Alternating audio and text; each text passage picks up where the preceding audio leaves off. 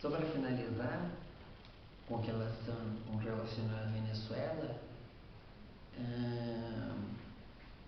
a questão do operário na Venezuela, uma pessoa de entrar no conceito lá, eu acho que o Brasil, o povo brasileiro, não pensa em operário para o poder. Pensa num homem preparado. Então, se o povo brasileiro tivesse que votar na Venezuela, não colocaria ele no poder. Porque o atual candidato da Venezuela é o Lula de 89, não o Lula de 2002, quando entrou. Bueno, es basicamente eso. Y teniendo en cuenta la situación política que vive Brasil ahora mismo y que Latinoamérica ha sido una zona de bastante inestabilidad política con las numerosas dictaduras que se han vivido, ¿existe ahora mismo una democracia realmente sólida en Brasil?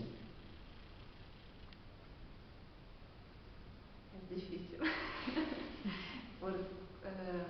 Desde anos 80, né, que podemos votar em nossos governantes, pero sabemos que é tudo uma questão de persuasão do povo, né? Como dissemos antes, que tem que cambiar, nosso povo não tem memórias, então algo que se passa, né, ayer não se recuerda e novamente nos mesmos erros. Então, a democracia, porque o povo, né, tem que cambiar este modo, tem que ser mais, eu sou brasileiro, né, e reivindicar seus direitos, porque tem uma série de leis que o povo não reivindica para si mesmo. Então, essa democracia, em alguns modos, não é tão assim. Podemos dizer que essa democracia está em papel e não em prática mesmo, porque em prática ocorre isto, né? O povo é engambelado, maquiagem para o povo pensa que está fazendo algo, pero não está, é só uma massa de los poderosos. A mídia, a direita tem muita força ainda, apesar de que tem políticos de esquerda em governo, pero como Gustavo havia dito, que é intermédio. Muitas coisas têm que se fazer para crescer a economia do país, as relações internacionais, pero não é tudo que de esquerda poderá ser no Brasil. E a mídia influencia o modo de pensar, o pensamento do povo. Bem, que era meu contributo. Ok. ¿Puedes repetir la pregunta? En síntesis, ¿está afianzada la democracia en Brasil? ¿Existe una democracia mesmo? Sí. ¿Cuál es su nombre? Soy Carlos. Carlos, no hay democracia en ningún lugar del mundo. Primeiro ponto. En Brasil y en ningún otro lugar hay democracia plena. No hay. En Brasil es un país muy democrático. El pueblo es muy democrático, pero hay instancias que son controladoras de estas democracias. En Brasil, la instancia primera es la mídia. La mídia es muy fuerte en Brasil y la mídia controla todos los procesos políticos que existen da relação pueblo con gobierno. Yo tengo un artículo científico que va a ser publicado ahora en la revista de Observatorio Político de Portugal. que habla exatamente da relação da mídia com o governo. La mídia é a porta-voz do povo, pero é a porta-voz remodelada, reconduzida, reformatada no pensamento dos grandes empresários. O povo quer a mídia formata. A formatação da mídia, o povo entende e digere, engole o que há. Esse trabalho mídia-governo é que é um trabalho de luta, de poder, e que muitas vezes consegue a mídia vencer. E vence a mídia, e vencendo a mídia, vence a democracia do povo. ¿Respondido? Bueno, Brasil es un país con muchos recursos naturales y queríamos saber si la gestión que hace el gobierno de esos recursos naturales tiene en cuenta valores medioambientales o no. Que Brasil es un país con un gran número de recursos naturales. Sí. Y si el gobierno los gestiona atendiendo a valores ecológicos o no. Sí, siempre, siempre. Brasil es muy preocupado con los recursos ecológicos, muy preocupado. Tenemos muchos problemas con desmatamientos, la floresta amazónica sufre muchos desmatamientos, la Mata Atlántica también, pero los últimos gobiernos tuvieron un proceso muy grande de desaceleración del proceso y tienes hoy una conciencia ecológica muy fuerte. Tenemos un problema, por ejemplo, de la usina de Belo Monte, que teria que hacer um grande desmatamento para trazer energia natural para hidrelétrica para o Brasil. E o processo de Belo Monte teve que ser freado porque a população e a mídia trabalhou para não pode ser assim. Sí, tiene este desenvolvimento econômico muitas vezes tem que hacer coisas que são de prejuízo para a natureza. Então, há uma negociação porque, de fato, o povo está se investindo, né, desta nação brasileira e estão frenando, né, esta economia que só pensa em dinheiro e não em la natureza. Então, é algo grave de se discutir também, porque a Amazônia é um diamante para o mundo e antes não se tinha esta ideia do povo brasileiro de proteger sua natureza. Então, é algo que se empieza agora, né, de não deixar que todo o desenvolvimento econômico esteja em primeiro lugar.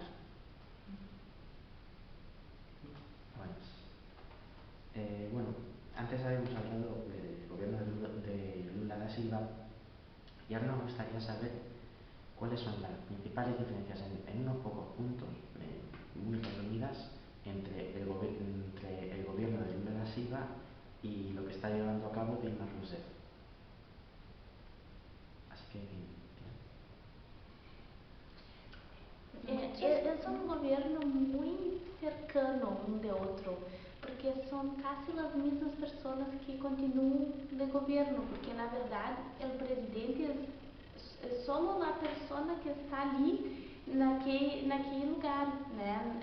Estando como ou Dilma ou Lula, pero tem pessoas por trás que hacen o governo e essas pessoas são muito próximas, são muito cercanas, são do mesmo partido. Dilma já estava no governo junto com Lula, então tem poucas diferenças. Não estamos mirando grandes não são muito grandes hasta agora.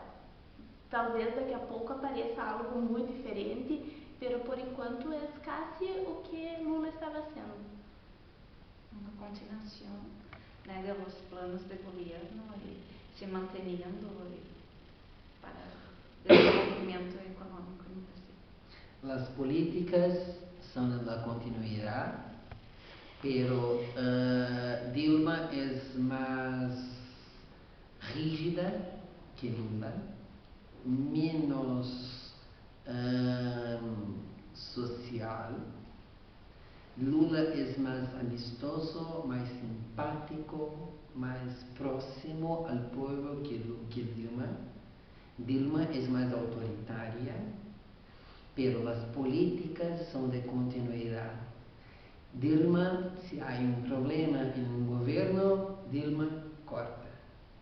Lula não cortava de primeiro. Dilma é mais rígida. Dilma é mais preocupada com o correto e é uma mulher com muita força, muita gana, muita força e muita necessidade de fazer, custe o que custar. Vou fazer. Lula sempre quis fazer e sempre fez, hecho. Pero Dilma é mais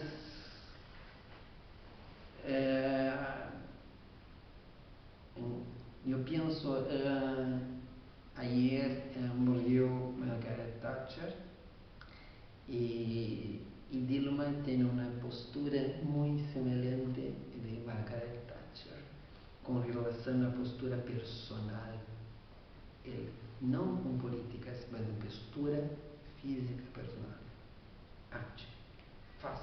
E ele não se abala com comentários de prensa internacional, não se abala. Ele pensa isso e que vai ser, é isso que sim. Entendes? É mais rígida, mais autoritária que Lula. Lula é mais amigo, mais parece mi tío, ¿entiendes? Es así. Bien. Bueno, Brasil está integrado dentro de la organización Mercosur, ¿no?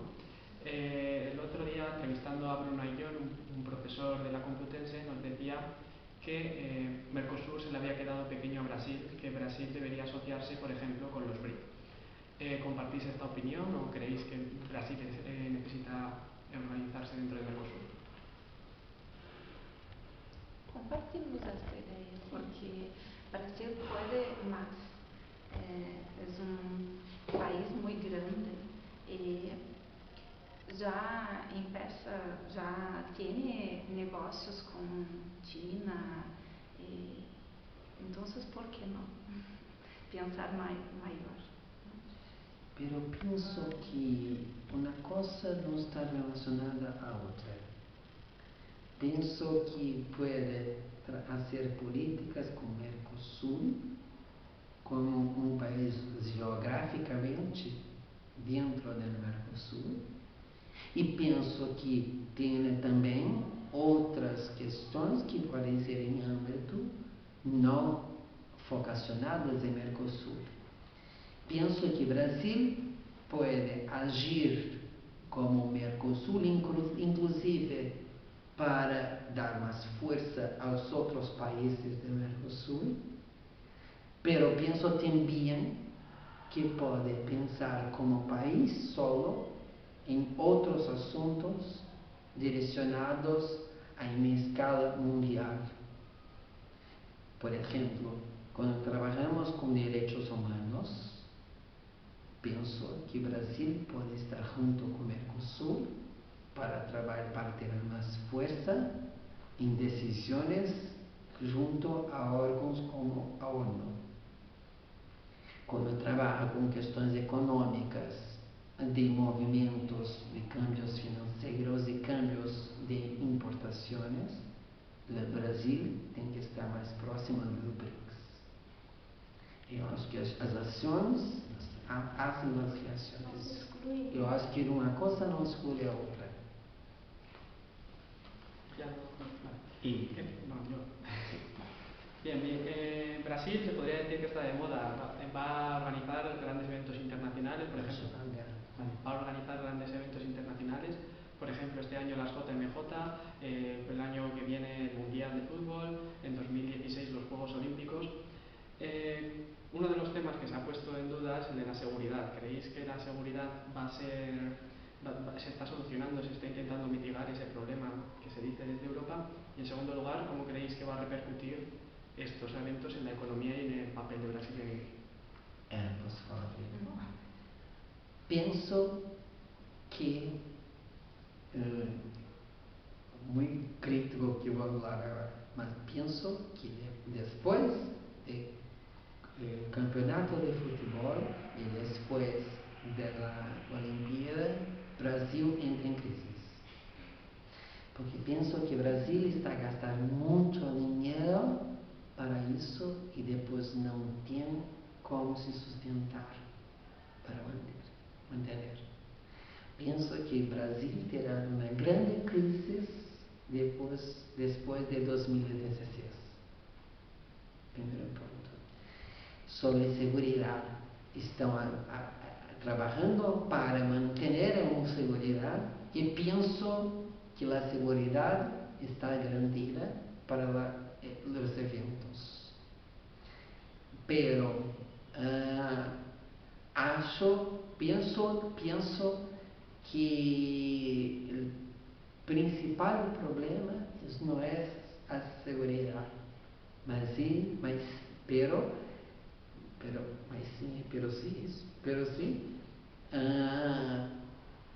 o conceito de usos e gastos, o uso das gratificações pessoais, porque penso que o mundo, os Jogos Mundiais e as Olimpíadas são muito mais desejos personais de certos políticos e presidentes do que efetivamente de um país como um todo. E penso que o que vai acontecer é que, apesar da segurança estar garantida, de estruturas físicas, penso que este dinheiro, muito dinheiro que está sendo injetado, não terá estrutura para depois dos eventos. E aí entraremos numa grande crise para isso. Tenho ideias um pouco mais felizes sobre isso. Penso que sim, que podemos entrar em crise, pero penso que o governo terá que pensar muito o que vai fazer com tudo isto, porque se tem muito dinheiro envolvido, tem muito dinheiro que poderia estar sendo colocado em outros sítios brasileiros que estão precisando, educação, saúde, habitação e outros quesitos que estão sendo colocados todos nesses eventos internacionais. Pero penso também que é muito importante para o Brasil receber pessoas, receber turistas, vai ter muito dinheiro injetado no Brasil para isto. E como se vai depois, penso que o governo terá que pensar muito o que vai fazer com tudo isto. Penso que podemos, se não entrar em uma crise, se estivermos bem conscientes, pero se taparmos um olho, daí sim, entraremos em crise porque é muito dinheiro envolvido. Pero o problema é pensar depois. Esse é o grande problema. Porque o pensar agora, para ter um evento, um esporte, um estádio em Bahia foi reinaugurado, perfeito, o Dilma foi lá, abriu o estádio, cortou ela. E ao lado do estádio, muitas pobrezas, temos que haver foco. O Brasil não está, queres fazer campeonato do mundo de futebol, ok, pero não faz Jogos Olímpicos agora los dos. Pasamos não, vamos fazer los dos. Y la cuestión de la seguridad, pensamos que va a estar muy bien, porque en Brasil es así, cuando tiene algo, todo se va bien. Las personas que roban, las favelas que tienen tráfico hace tratados, negociaciones con la policía. Entonces no te robamos y la policía se queda tranquila. Y así fica, así está listo. Tiene negociaciones con esto y es algo muy difícil pensarnos como así. La policía en vez de prender los ladrones negocia con ellos, sí, negocia. Entonces la seguridad estará buena, como en otros shows, otros eventos que tiene en Brasil grandiosos. Algunas personas hablaron que la policía tenía mucho que aprender con el tráfico, porque es muy ingenioso, ¿cómo se dice? Genial, o que hacen los grupos de tráfico, la forma de negociar, son todos muy organizados. Entonces la policía comenzó a desarticular esta forma tan organizada y ahora están negociando, né, haciendo cambios y otras cosas para que todo se va bien para los juegos. La diferencia es que el tráfico es organizado y la policía es desorganizada. En línea general. Bueno, pues con esto hemos concluido la entrevista y ya es